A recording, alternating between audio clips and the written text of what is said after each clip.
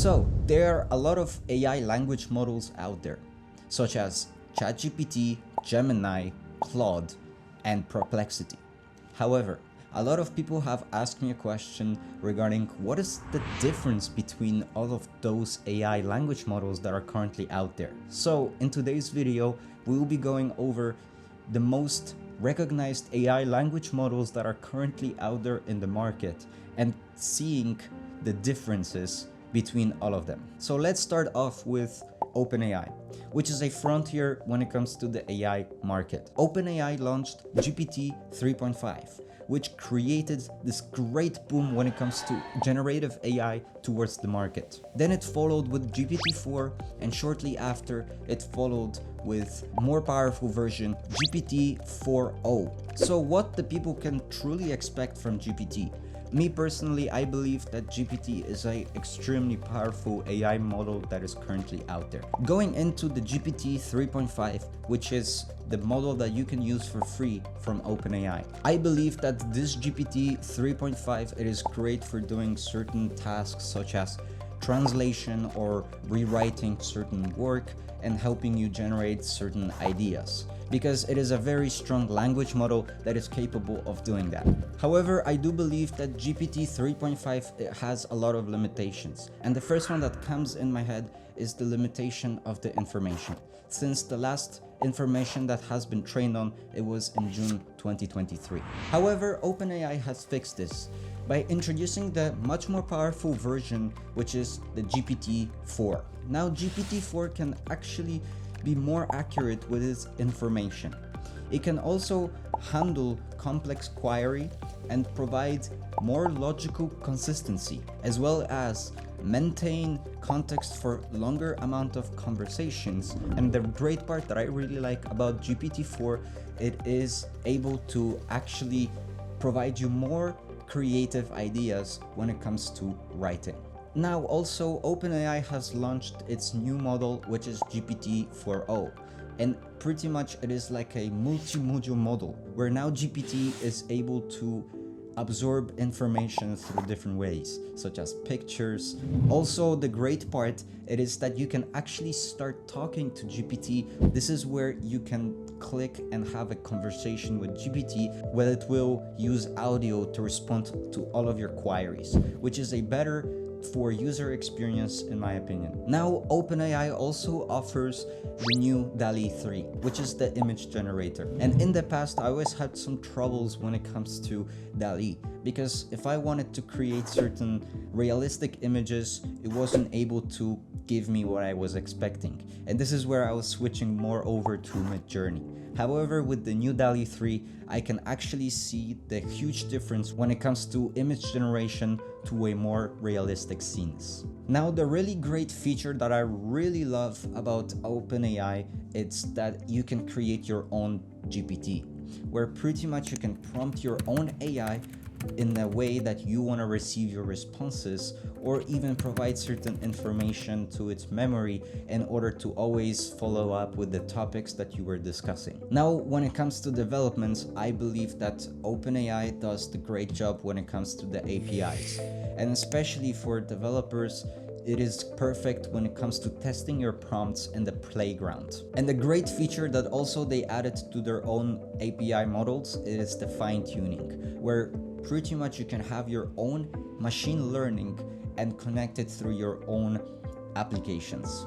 Now let's talk about one of the biggest competitors when it comes to OpenAI, and it is Claude AI, developed by Anthropic. Funny enough, the founders of Anthropic are actually the ex-employees of OpenAI. Now, Claude comes in within 3 different versions of its model. For the free version, you can access the 3.5 Sonnet, and then for the $20 a month payment, you can actually access 2 more powerful Claude AI models, which is the 3 Opus and the 3 Haiku. So what is really unique about Claude? Well, Claude 3.5 Sonnet, as a free version, you can attach certain documents or images towards the AI and is able to scan it.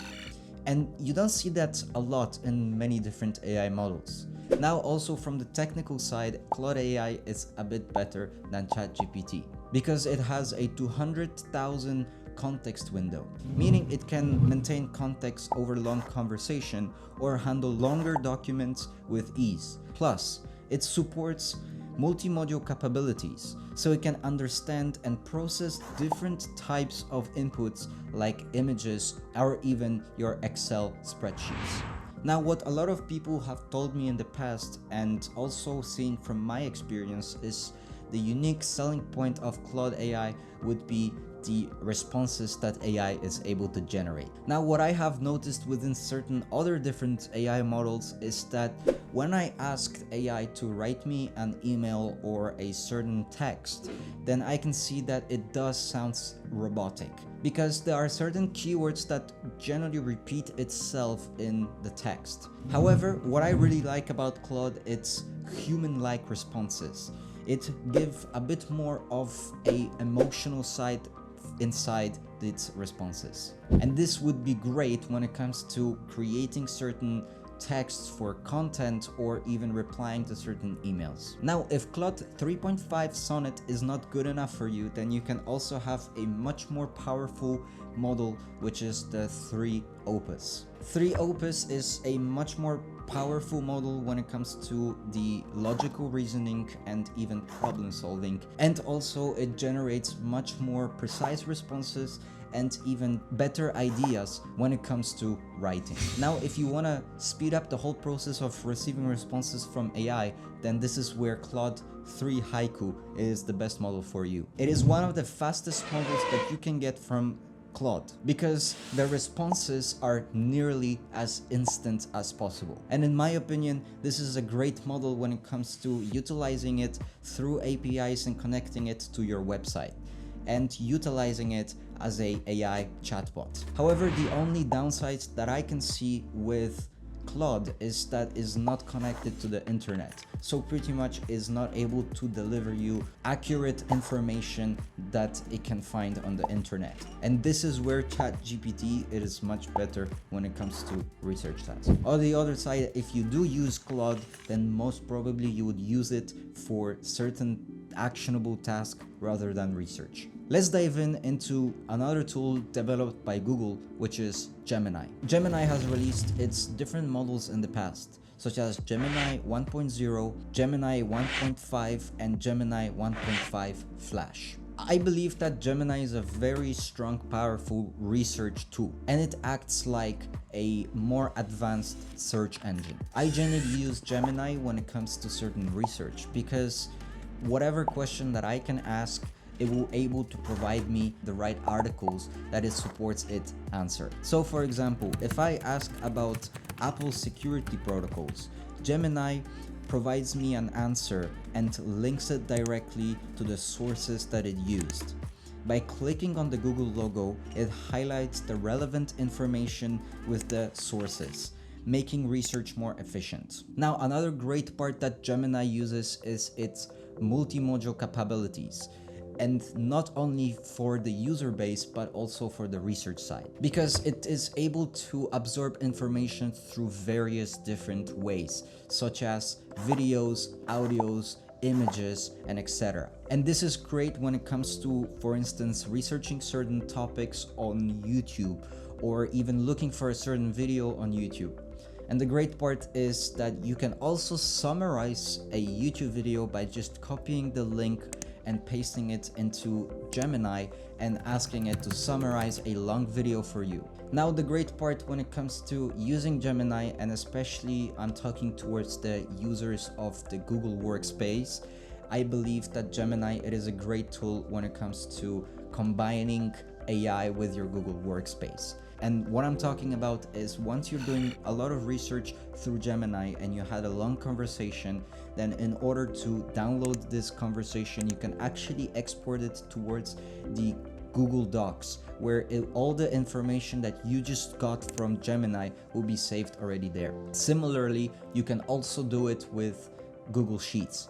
I can ask Gemini to provide me a table where it's comparing iPhone and Samsung capabilities. and once I receive this table, I can easily export it towards my Google Sheets. Also, Gemini is able to generate certain images for you, and especially if you're using the free model, it is also able to generate certain images for you. However, I did play around a bit with the image generation, and I do think that DALL-E 3 is a bit better when it comes to generating more creative or more realistic images. Now, on the other hand, I wouldn't use Gemini to only generate certain images. However, I would use it as a great tool when it comes to integrating research into my work. Now, this is just the first part on these AI models, and I will release another part where I'll be talking about different models that are currently available within the market. If you find it interesting, then click the subscribe button together with the notification so you don't miss out on the second part. Thank you for watching, and I'll see you next time.